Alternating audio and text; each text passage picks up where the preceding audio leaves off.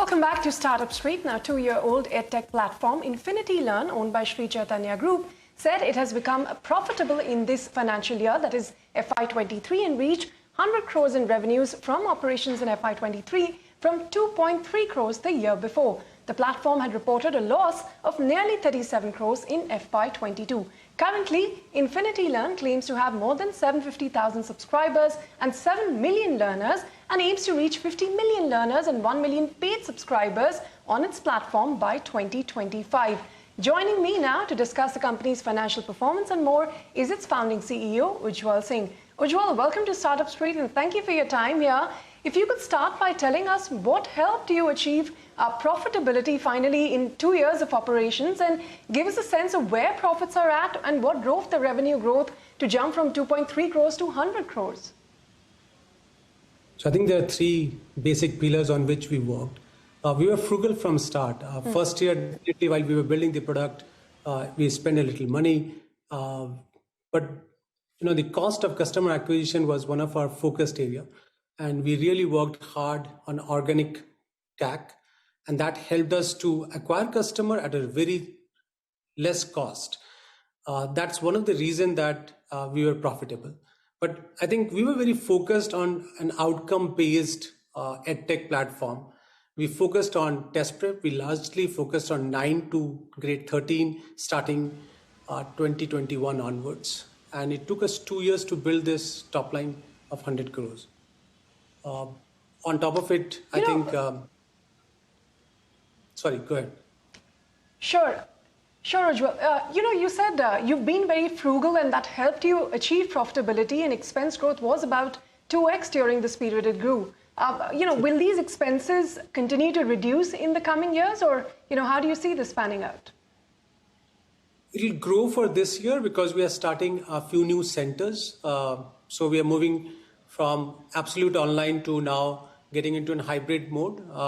But we won't take the expenses very high. We are just opening 5-6 centers this year and maybe 15-20 next year. So that's how we foresee a little bit of expenses growth this year.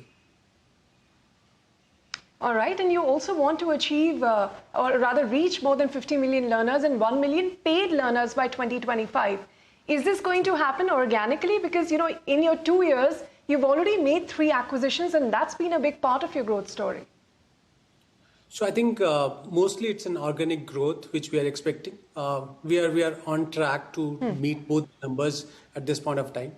But if we have this policy called build by partner, most of the things we build ourselves, but in due course of time, if we think there's something really good for us to buy strategically, then we will definitely look for an acquisition as well.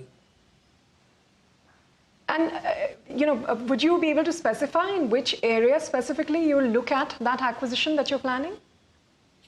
See, when we looked at last 3 acquisitions, if you look at, when we looked at doubt resolution, teacher aggregation at large, we acquired a company called Teacher.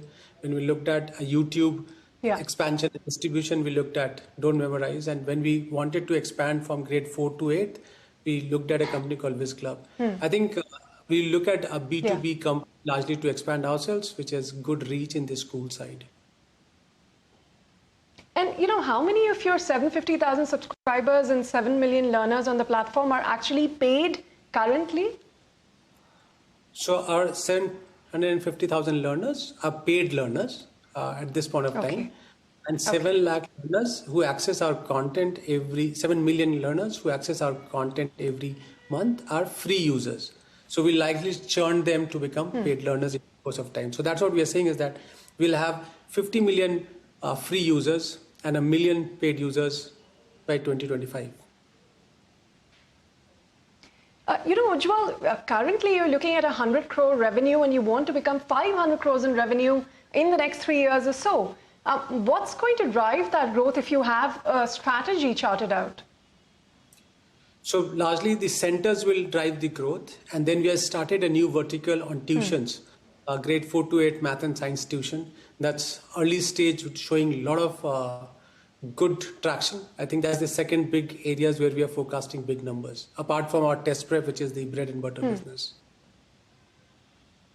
But if you could give us a sense, given the tough time that the EdTech sector has gone through, and you're looking at across K-12 and also higher test prep examination segments as well.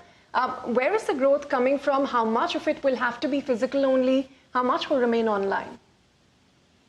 So the consumer behavior on EdTech has not changed. If you look at people who are using phones to get more learning, more access, that is actually increasing day by day.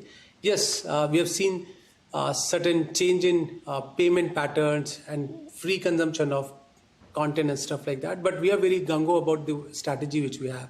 I think our hybrid centers will be 1/5 of our 2025 strategy. Our test prep will remain largely the 1/3 of our overall numbers which we are gunning for. Rest will come from 2 or 3 different business lines. All right, Ujjwal, that's all the time we have, but thank you very much for sharing your thoughts here on CNBC TV18. Thank you. Thank you so much. All right, moving on.